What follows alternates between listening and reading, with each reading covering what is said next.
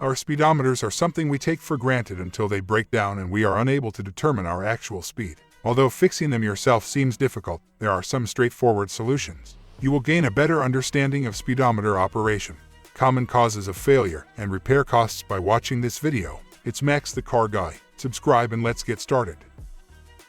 A speedometer is, in essence, a tool that provides highly accurate speed measurements for a vehicle. Every kind of vehicle has had an in-dash speed meter as standard equipment for decades. Early speedometers were almost exclusively cable-designed devices. The majority of these systems used a flexible cable that was driven by the output shaft of the transmission and attached to a gear. A magnet whirled inside a speed cup at the other end of the speed gauge cable. The speed cup started moving as a result of the magnetic field that developed.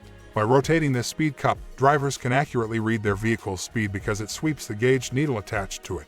These days, speedometers in cars are mostly electronic. These devices make use of a speed sensor installed on the output side of a car's transmission, which picks up pulses from a gear's teeth. The control module of a car interprets these pulses and then transmits a correlated signal to the instrument cluster of the car. When a car accelerates, the pulse rate that the speed sensor detects increases, changing the signal that is sent to the relevant module. Similar to acceleration, deceleration results in the opposite response from the speed sensor pulse rate. Reasons your speedometer doesn't work. There are multiple causes for a car's speedo to malfunction. Still, certain failures are far more likely than others. The most frequent underlying causes of problems are compromised instrument cluster, damaged or faulty speed sensor, damaged speed sensor wiring, failed ECU. How to fix. Finding the source of the problem with one's car is a prerequisite for speed gauge repair. A multimeter or sophisticated scan tool can be used to verify the circuit integrity and speed sensor function. Similarly, a bidirectional scan tool can be used to examine an instrument cluster in a car. Performing a basic visual examination can be beneficial in identifying a problem.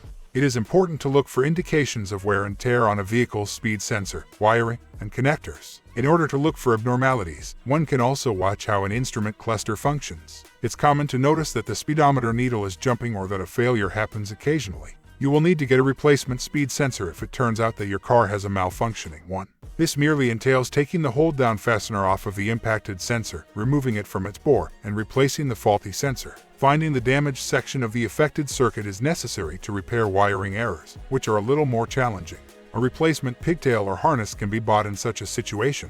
As an alternative, circuit repair might be feasible in specific circumstances. If it turns out that the speedo in your car is broken, you will need to remove the instrument cluster. This frequently entails removing a few dash parts along with the related hardware. After that, one has the option of having their compromised cluster rebuilt or buying a new or remanufactured instrument cluster. Further diagnostics should be carried out in compliance with factory-specific service literature if an ECU failure is suspected.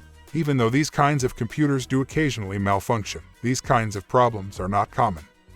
Can you still drive your car if the speedometer doesn't work? It is theoretically possible to operate a vehicle even though its speed gauge is broken. Nevertheless, it is not advised to do so. You will not be able to determine the speed at which your car is moving if you do not have a backup plan ready. In addition to being risky, this greatly raises the possibility of receiving a moving violation citation from the police. To put it plainly, the mere fact that your speedometer is broken does not mean that you will likely avoid receiving a speeding ticket.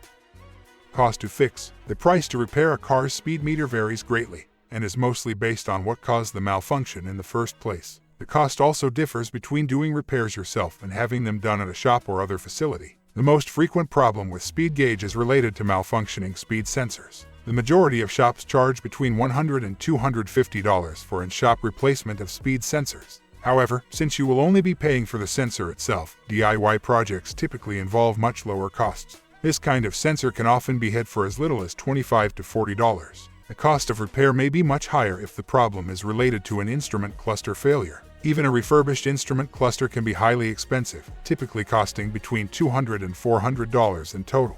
For an additional cost, programming your car's new instrument cluster may also be required from the dealership.